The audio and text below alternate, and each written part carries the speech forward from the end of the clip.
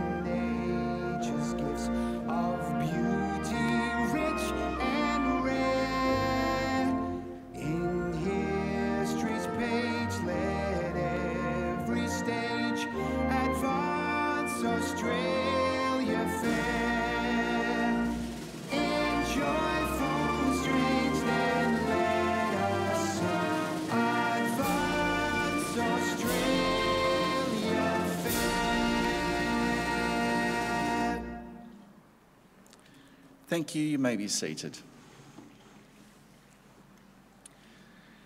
The Australian War Memorial was the vision of Charles Bean, Australia's First World War official historian. Bean landed with the Australian troops on Gallipoli and stayed with them at the front through to the end of the war. The idea of this national memorial and museum came to him at Pozières, France, in the depths of the bloody fighting of 1916. Bean's idea was that this would be a place where families and friends could mourn their loved ones buried in faraway places. It would also be a place that could help all Australians understand what these men and women had endured and what they had done for us. Bean's vision, to which we remain true, is best expressed as inscribed in the entrance to the memorial's galleries. Here is their spirit, in the heart of the land they loved, and here we guard the record which they themselves made. Tonight, we'll read the story behind just one of those on the Roll of Honour, which lists the names of more than 103,000 men and women who have given their lives for us in war and on operations for more than a century. But first, we present a lament, Flowers of the Forest. Wreaths or floral tributes will now be laid at the base of the pool of reflection.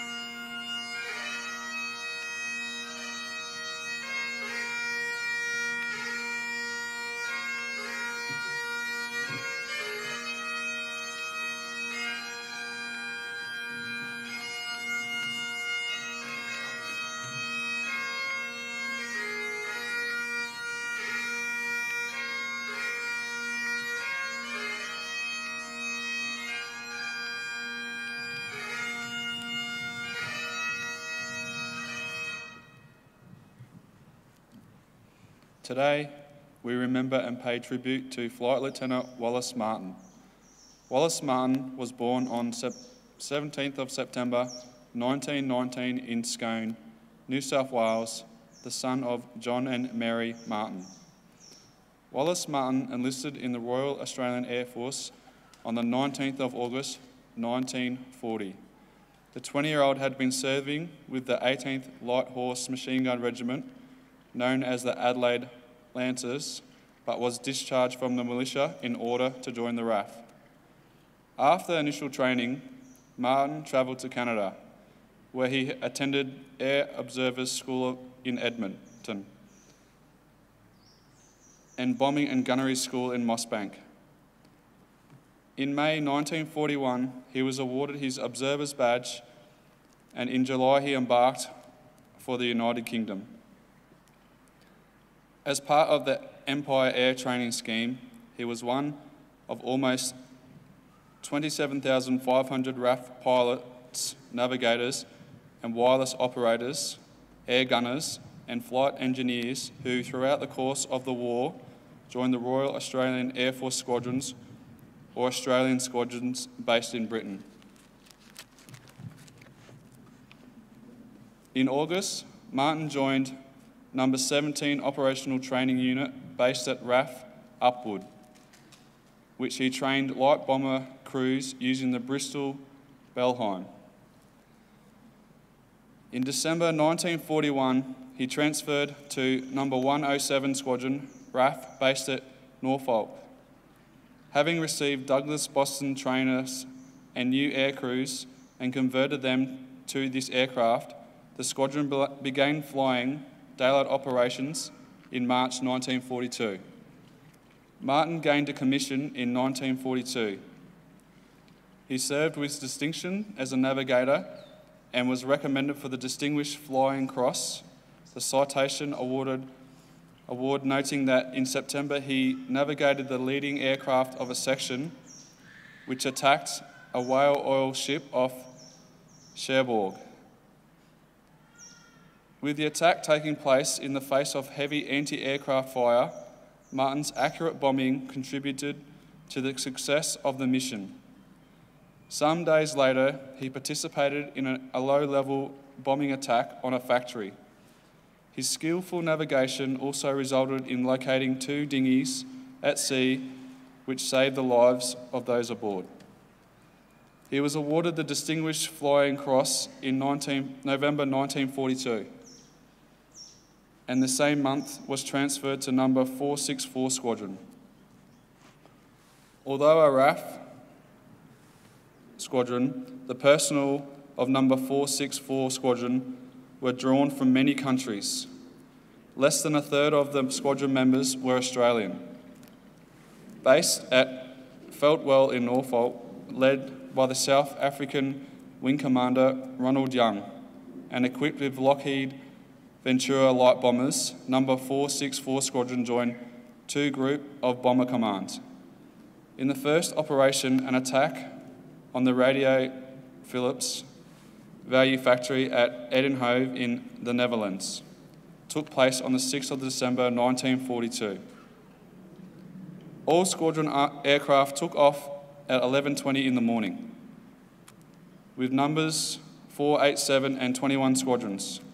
Martin accompanied the No. 21 Squadron crew to provide navigation and bombing expertise.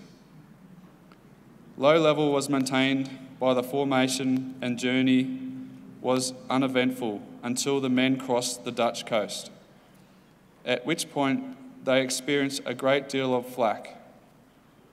This produced the first casualty as one aircraft was witnessed diving into the sea. The squadron's route crossed an enemy emergency landing ground, which was well defended. Flak was extremely accurate, accounting for the aircraft piloted by the commanding officer of No. 487 Squadron, Wing Commander Francis Cecil Seville. It was seen to be blown up and crashed flames on the aerodrome. Sergeant Swan's aircraft was also hit, and 5 feet of the port main wing was shot away. he jettisoned his bomber, which were seen to burst a gun emplacement before making a safe return to base. Pilot Officer Sydney Abbott's aircraft was hit by a flak shell in the port engine but continued to target bombs and made it back to base. Heavy opposition was met over the target by flak guns mounted on the roof. An aircraft shot down by the flak was seen to dive into houses surrounding the target area.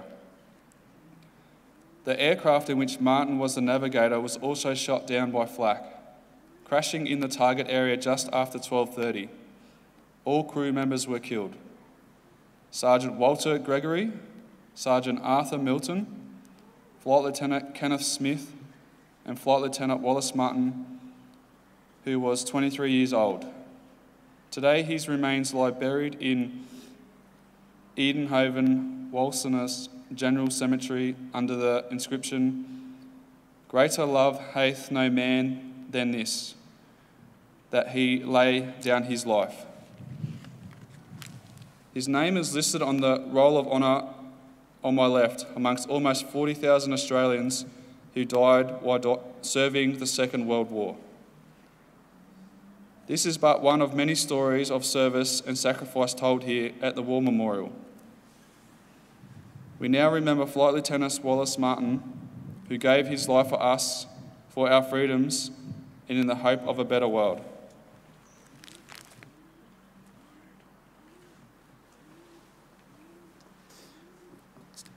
Please stand for the reading of the ode and the sounding of the last post.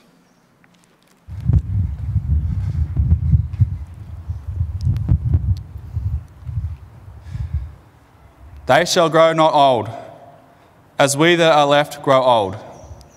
Age shall not weary them, nor the years condemned. At the going down of the sun and in the morning, we will remember them.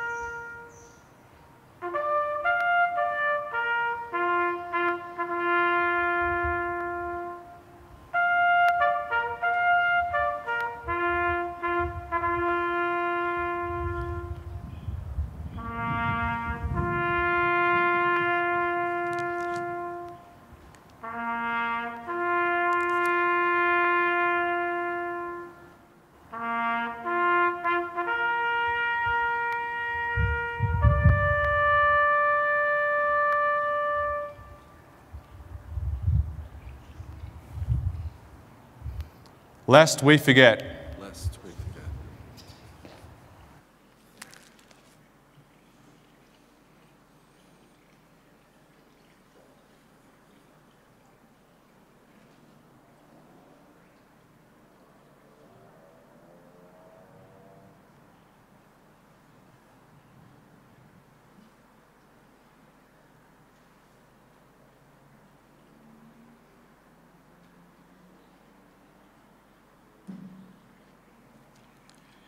We leave you this evening with the words of the memorial's founder, Charles Bean. Many a man lying out there at Pozières or in the low scrub of Gallipoli, with his poor, tired senses barely working through the fever of his brain, has thought in his last moments, well, it's over. But in Australia, they will be proud of this.